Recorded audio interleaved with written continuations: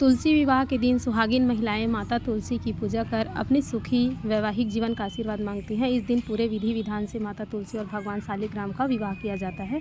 आपको बता दें कि शालिग्राम भगवान विष्णु के ही प्रतिरूप हैं। लेकिन क्या आप जानते हैं कि हर वर्ष कार्तिक शुक्ल एकादशी या देवउठनी एकादशी को तुलसी विवाह क्यों होता है? इसके बारे में जानने के लिए आगे देखिए। शालिग्राम और तुलसी की कहानी ब्रह्मावैवर्त पुराण में बताई गई है। इस कहानी के मुताबिक तुलसी का पूर्व जन्म वृंदा के नाम से था। वृंदा राक्षस कुल में जन्मी थी और बचपन से ही भगवान विष्णु की भक्त थी। उनका विवाह राक्षस राज जालंधर से हुआ था। जालंधर एक पराक्रमी योद्धा था और सभी देवी देवता और ऋषि मुनि उससे परेशान थे। जालंधर को हराना बहुत मुश्किल था। इसी वजह से वृंदा की पतिव्रता धर्म भगवान विष्णु ने जालंधर का रूप धारण करके वृंदा को स्पर्श कर दिया। इससे वृंदा का पतिव्रत धर्म टूट गया और जालंधर की हार हुई। जब वृंदा को यह बात पता चली तो उन्होंने भगवान विष्णु को श्राप दिया कि वे पत्थर के बन जाए। भगवान विष्णु ने वृंदा का श्राप स्वीकार किया और पत्थर के रूप में आ गए। वृंदा की राख से एक पौधा निकला जिसे भगवान विष्णु ने तुलसी का नाम दिया। उन्होंने कहा कि शालिग्राम नाम से मेरा एक रूप इस पत्थर में हमेशा रहेगा, इसलिए तुलसी और शालिग्राम का विवाह कराया जाता है। तुलसी विवाह हर साल कार्तिक शुक्ल एकादशी यानी देव प्रबोधिनी एकादशी को मनाया जाता है।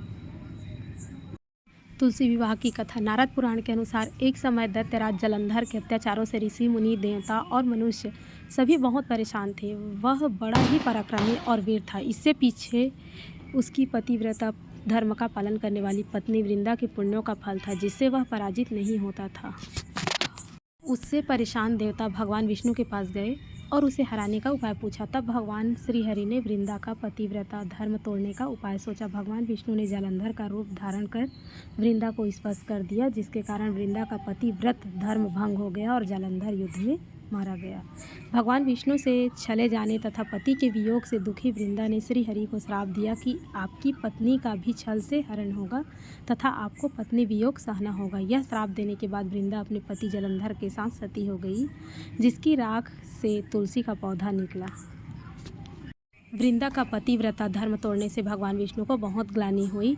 तब उन्होंने वृंदा को आशीष दिया कि वह तुलसी स्वरूप में सदैव उनके साथ रहेंगी। उन्होंने कहा कि कार्तिक शुक्ल एकादशी को जो भी शालिग्राम स्वरूप में उनका विवाह तुलसी से कराएगा उसकी मनोकामना पूर्ण होगी। तब से तुलसी का विवाह शालिग्राम से होने लगा। पौराणिक कथा के अनुसार एक बार माता तुलसी ने भगवान विष्णु को नाराज होकर श्राप दे दिया था कि तुम काला पत्थर बन जाओ, जिसके बाद इस श्राप से मुक्ति पाने के लिए भगवान विष्णु ने शालिग्राम पत्थर के रूप में अवतार लिया और तुलसी से विवाह किया। तभी से शालिग्राम और तुलसी के विवाह को एक त्यौहार के रूप में मनाया जाता है। माता तुलसी को लक्ष्मी का अवतार भी माना जाता है।